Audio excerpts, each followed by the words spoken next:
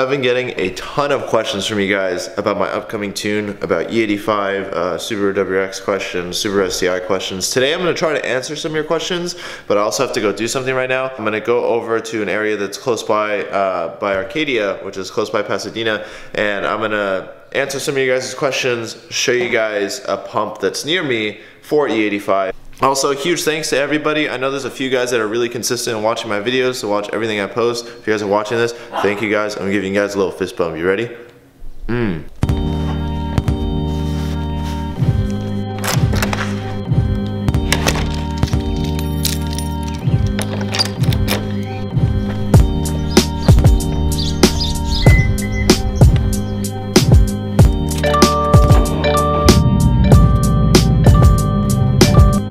Been asking why I didn't tint the windshield too. I forgot to mention when I got my windows tinted, I have a small chip. Manny doesn't recommend tinting the windshield when there's a chip because the heat from the darker tint could attract more potential stress to the crack and it could make it worse. And so he said that not to do it because he's seen people break their windshield over time because of that small crack expanding with heat.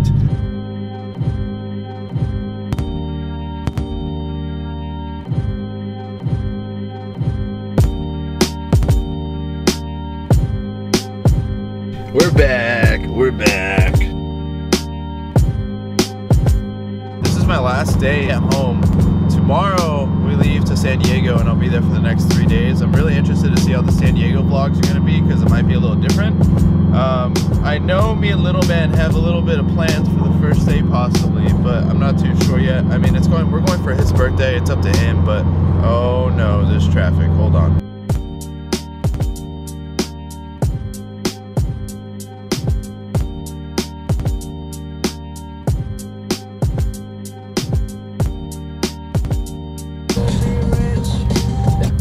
E85 pumps on the other side of this building. Dude, gas prices for E85 is $2.39 a gallon. Right now, average for Shell 91 premium is like maybe like $3.10, $3.20, so it's like basically $1 off, that's amazing. I can't wait to get on the corn life with you guys and share the experience. Like, that's like one thing I'm extremely looking forward to. The time is coming by really quick, it's counting down quick, and I can't wait to share with you guys.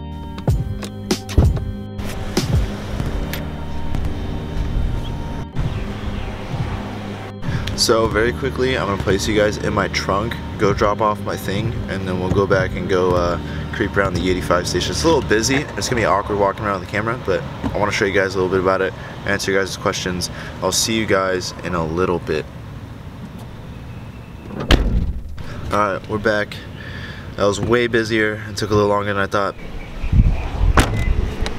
This is legit the one time I wish I had my skateboard because I could skate around Arcadia. There's a lot of scenic things too in the city that look really nice, but Little Man borrowed it to go to the beach one day and then I never put it back in my car, but it's my fault.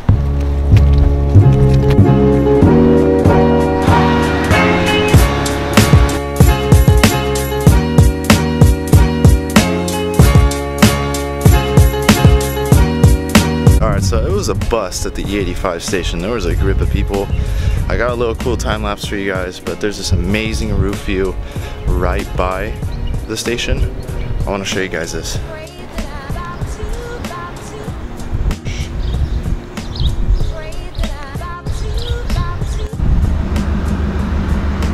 So I don't have a tripod for my camera, like a really tall one to film cool stuff. Like if I come on a roofs like this, so I'm gonna be extra ricey and use something different. I'm using the Subaru wing right now. All right, so it might be a little lopsided. You guys are a little dirty. Hold on. First off, oh my gosh, the camera almost dropped. All right, so you guys have been asking me a ton. Is E85 worth it? What's the point of E85? First of all, E85, and this is in no particular order, but E85 burns a lot cooler because of the alcohol in the fuel. It's ethanol based. Good batches of E85 also have an octane rating of about 105 to 108.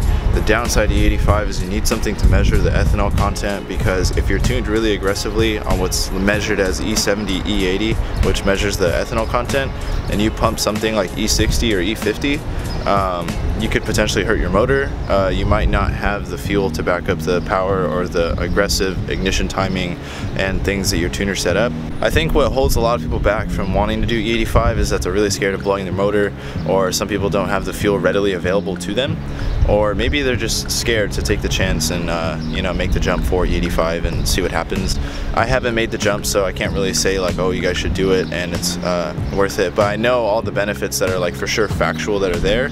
Like, it's more knock resistant, you can make better power, because I mean, the higher the octane, the more knock resistant it's going to be, which means less detonation, which means you can basically like crank up power on a higher octane fuel, but you're not really going to harm it as if you were trying to crank it up on like California 91. And 91 is really bad in California.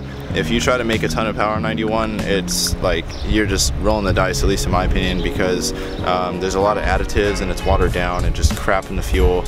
And if you pump a bad batch of 91, especially on Subarus, I've seen people blow motors very easily, and I feel like places that have 93 or better gas than we have in California, that doesn't happen so much.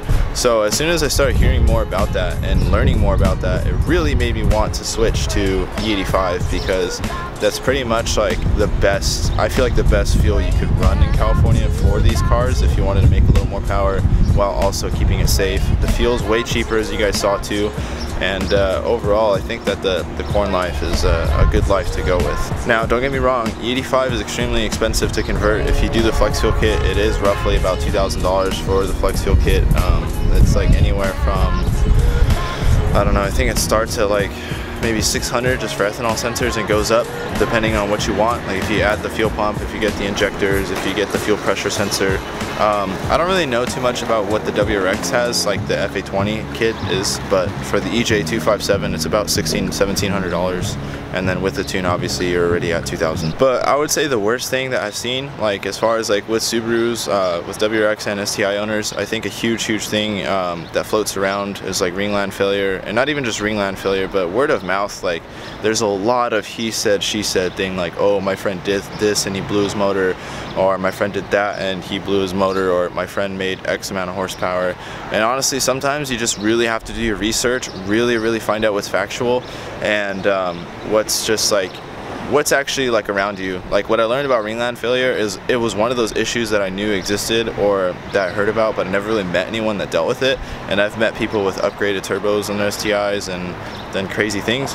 But obviously on the internet you can find tons of cases, but if you can't see it in person and you don't know the person personally and what they're saying and how they treated their car, it's kind of hard to like really button down and take their advice for you know, what they're saying. Overall, I'm trying to keep this kind of brief and short. Overall, if you guys want to do E85, I suggest that you do. Or if you want to do something to your car, I mean, unless it's really stupid, like you're trying to go like with an EFR kit or something like a huge turbo on your car, then I wouldn't recommend it. But if there's something you guys want to do and fear or judgment or anything like that is holding you back, I suggest just kind of pushing past that and do a lot of research. You know, call a lot of tuner shops, maybe see what people at tuning shops say and what they're dealing with or what they recommend, and just do your homework and what feels good to you. I know everybody doesn't have the money to avoid the warranty too, and if you're worried about warranty and you're worried about something happening, I suggest you don't modify your car, because life is a lot like modifying a car. You know, we plan for so many things and so many variables, but sometimes things happen and you have to deal with it. You know, that's literally what it is. Shit happens and you got to deal with it sometimes. Alright, enough of that though. Oh man, I want to go to that E85 pump, but there's so many freaking cars that keep coming. And last time I filmed at this pump a long time ago, the gas station dude yelled at me for trying to show his advertising price. I guess you guys can't show like gas pricing. I don't know if that's true or not, but he was yelling at me for it. A part of me is getting really excited about this whole swap thing too, because E85 is something I've wanted to do for so long, and to be able to share it with you guys, it's literally a dream come true. I love being able to share little things about my build and answer you guys' questions. And I mean, I'm not a rocket scientist or engineer, I didn't build these cars, but I can give you as much information as I know, and to be able to kind of like push past all the negativity and do certain things is really cool. Something I've learned in the car scene too is that a lot of people are going to tell you what you should and shouldn't do with your car, what your car is capable and what you aren't capable of, and sometimes you got to push past that and just chase whatever aspiration you want to do and ignore people. Alright, enough of me talking on this rooftop though.